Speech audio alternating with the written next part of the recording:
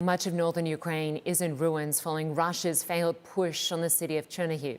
Russian forces have now abandoned the region as they focus on the east.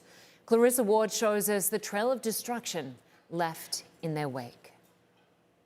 This is what remains of Russia's presence in much of northern Ukraine. A hastily abandoned camp by the roadside just 30 miles in from the Belarusian border, where soldiers dug in and prepared for their advance, their foxholes still littered with their rations.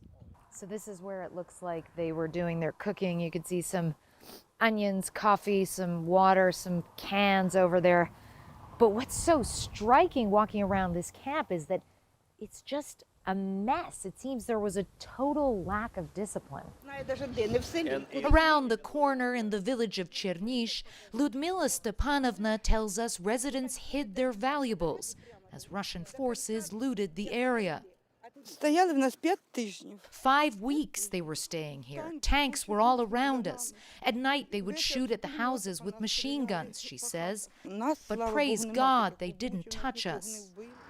As the Russians continued their lightning offensive down to the city of Chernihiv, their tactics grew more brutal.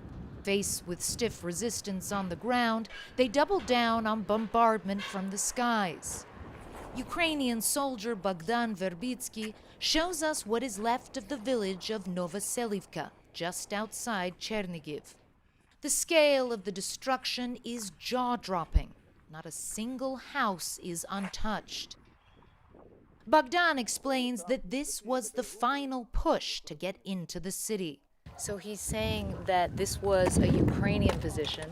The Russians bombed it heavily, and then Russian soldiers were actually here in this area just a mile away from the city. Nikolai Krasnotal never saw the Russian soldiers here, but he felt the full force of their assault. This is my cellar, he says. He tells us his nephew was sheltering from the bombardment there when it took a direct hit. Pinned down, Nikolai was forced to bury him in a shallow grave in the garden. We put a cross and covered it with a shield so the dogs wouldn't dig him up, he says. I feel such hatred for Putin. I want to tear him apart. I lived for 70 years, but I never saw a beast like this. Many here fear they haven't seen the last of him. On a destroyed bridge, an emotional Tatiana and Svetlana are returning from their first visit with their parents since the war began. They're worried they may not see them again. We don't know if the Russians will come back to the village where my parents are, Tatiana says, and this is so scary.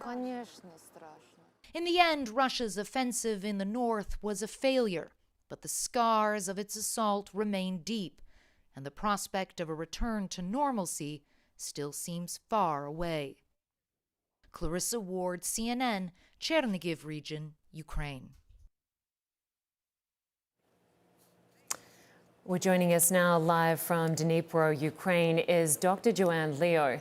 She's a physician with Doctors Without Borders. Good to have you with us. I know you've been very busy, and I'm grateful you're taking the time to speak with us. I know you've been seeing horrifying scenes at the train station hit by the Russian airstrike, and your team has been working at that train station. What can you tell us?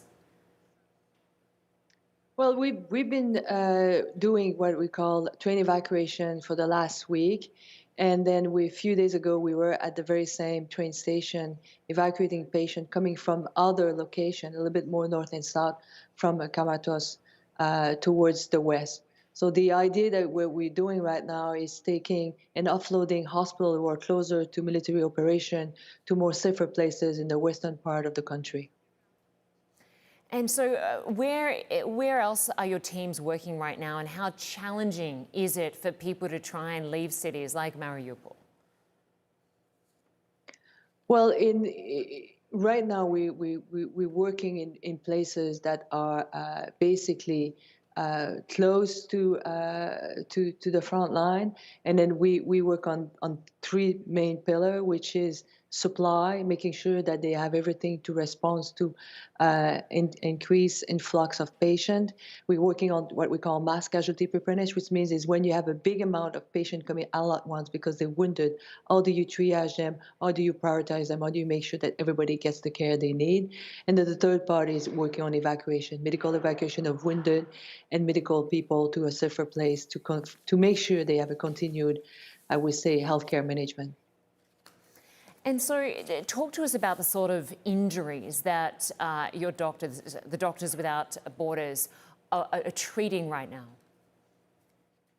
So we've been seeing, and then most of and it's like in many other, I would say, crises, the early case management is actually done by the hospital, the Ukrainian hospital, and they have like great skills, great competences. So, but what we've been seeing on patient that we are evacuating is a lot of them has been injured, especially the first transfer we did from fleeing Mariupol. So they had blast injury and they had gunshot wound, but mainly blast injury, which created what we call fracture, open fracture of limbs, lower limbs or upper limbs, and then some of them as well had some trauma to the abdomen. So those patients were stabilized, and then we transfer them once they are stabilized to another facility for continued care. And Dr. Leo, I understand the trains that are helping to evacuate people from the east to the west have an ICU unit on board that some of your doctors are working on. Can you describe what happens on these trains in these ICU units? Well, no, for the time being, we have a medicalized train that is giving medical care and nursing care, but not yet intensive care unit level. So what we are able to do now is to transfer a patient who's been injured or we have medical pathology that are stable. You have to understand and appreciate that the journey to bring from east to west is at least the very minimum of 20 hours of train transport.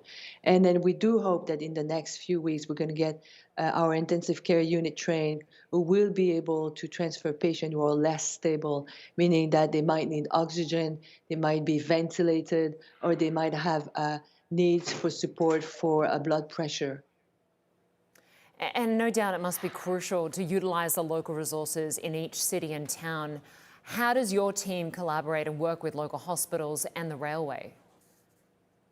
So this has been a fantastic collaboration, and we're very grateful that we have an amazing relationship with the railway, I would say, a company here who has been basically giving basically putting together a medicalized train for the medical evacuation. That's one thing. But as well, we've been in close relationship with the Ministry of Health and the different hospitals, because when we decide on evacuation of patient, we're talking with the sending hospital.